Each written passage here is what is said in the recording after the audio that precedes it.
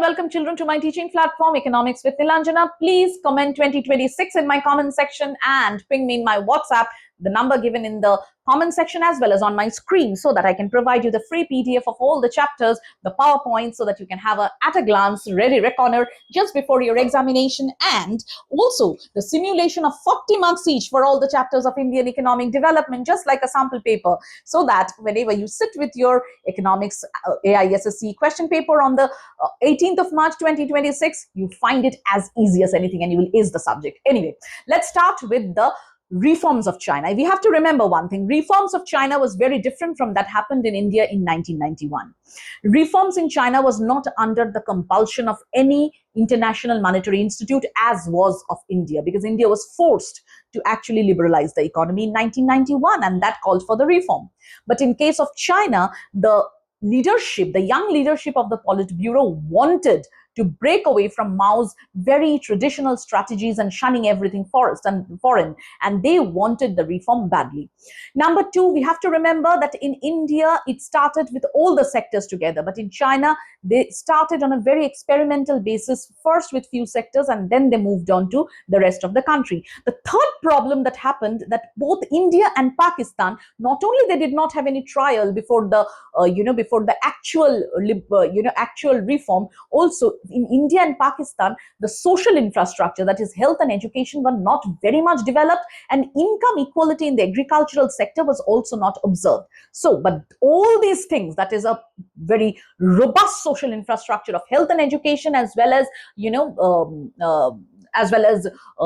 income equality in the agricultural sector through the commune system, started in the 1950s. All right, what happened was that China was already ready with its rural aid sector as well as its social infrastructural sector.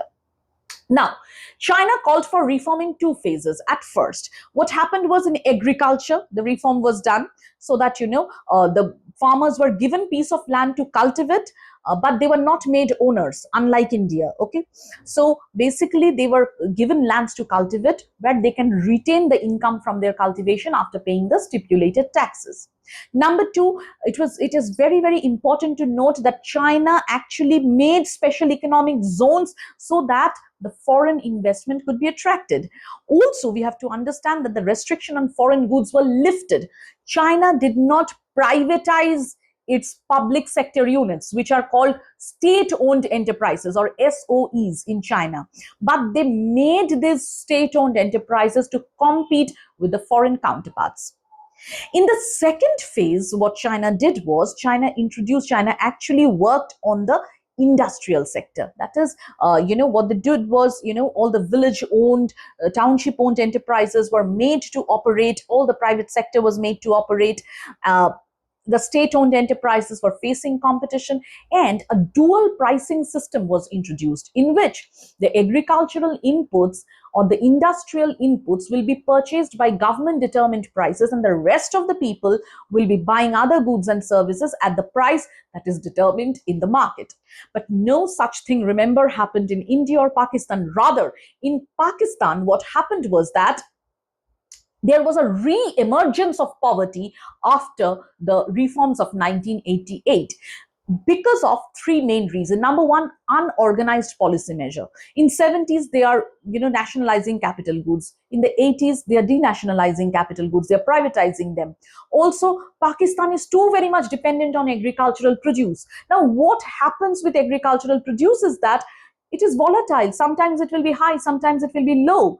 Also, China is too very much dependent on the foreign exchange income earning of its people who are working in the Middle East, that is the remittance dependence. And also, number four, Pakistan is too very much dependent on foreign aids. And number five, the most major problem with Pakistan is that Pakistan has a very unstable political system, which actually all culminated into the re-emergence of poverty after the 1988 reform policy. And we know about India, 1991 reform policy aftermath was the agricultural sector suffered. There was slowdown in the industrial sector. Social justice was at stake. Only thing that happened good in India was huge inflow of foreign institutional investment and foreign direct investment. Come on with me, children, and keep following me in the YouTube as well as the Facebook for the next part of India, China, and Pakistan.